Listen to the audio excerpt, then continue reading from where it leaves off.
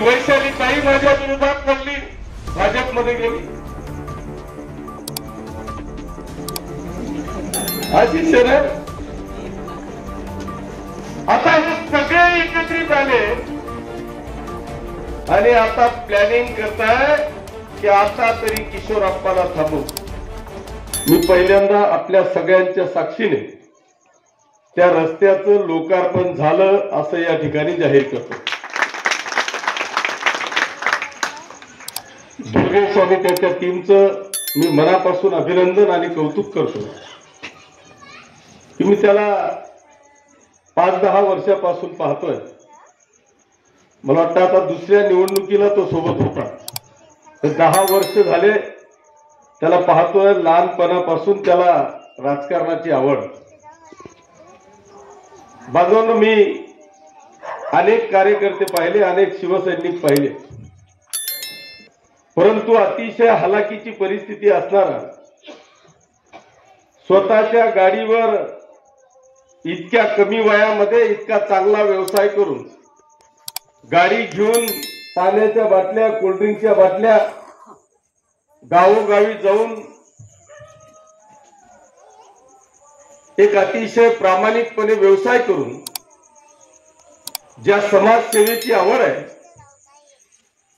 त्या आवडला सुद्धा पूर्णपणे न्याय देऊन समाजसेवेचा प्रयत्न त्यांनी या ठिकाणी केला.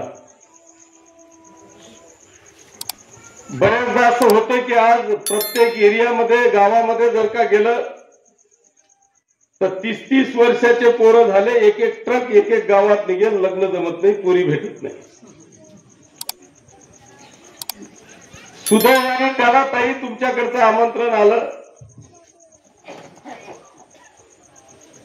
मुलगी पाहून आला.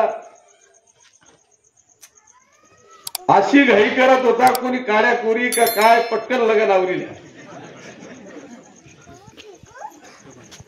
लग्न झालं, मुलगी चांगली मिळाली, कारण पुण्यवान होता, कष्टाळू होता, प्रामाणिक होता आणि पाहता पाहता आता आज बाळही झालं.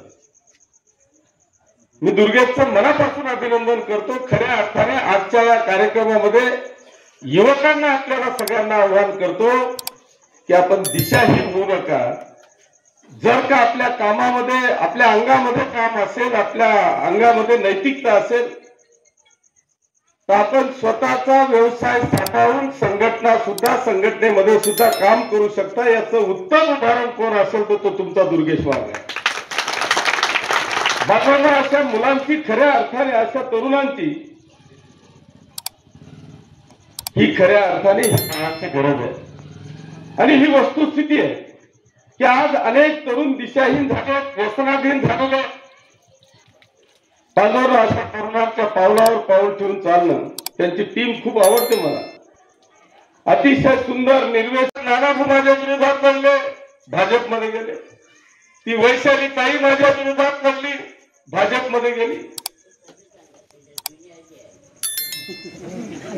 अशी शरद आता हे सगळे एकत्रित आले आणि आता प्लॅनिंग करताय की आता तरी किशोरप्पाला थांबू.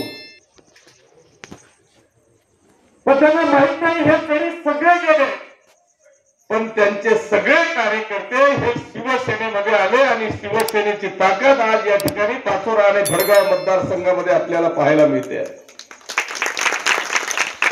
बाजूने हे सगळं जरी असलं तरी कदाचित महाराष्ट्रामध्ये हा पाचोरा आणि भडगाव मतदारसंघाचा निर्णय हा महाराष्ट्रातला पहिला असेल की हो, तुम्ही सगळे एकत्रित येत आहे आणि या तुमच्या आमदारांनी महाराष्ट्रात सगळ्यात पहिले घोषणा केली की महाराष्ट्रात ज्याला पटेल त्यांनी युती करावी, पण पाचोरा आणि भडगाव मतदारसंघातली शिवसेना ही स्वतंत्र लढेल अशा पद्धतीची घोषणा करणारा कदाचित महाराष्ट्रातला हा पहिला मतदारसंघ असेल.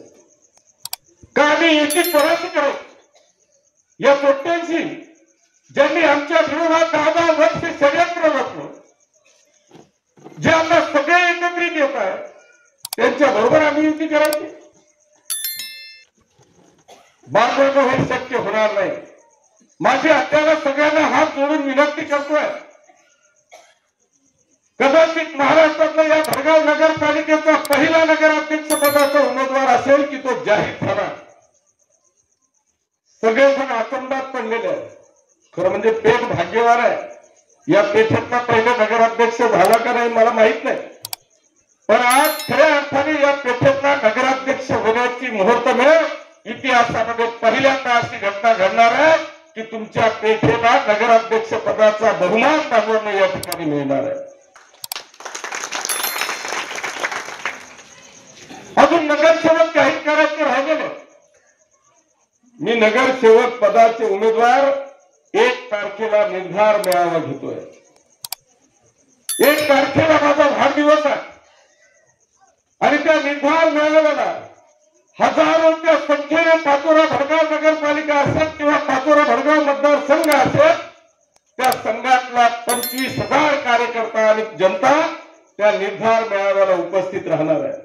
आणि त्या निर्धार मेळाव्यामध्ये खऱ्या अर्थाने पाचोरा आणि भडगाव नगरपालिकेचे नगरसेवक असतील किंवा जिल्हा परिषद पंचायत समितीचे उमेदवार असतील, आपण त्या ठिकाणी देणार आहोत.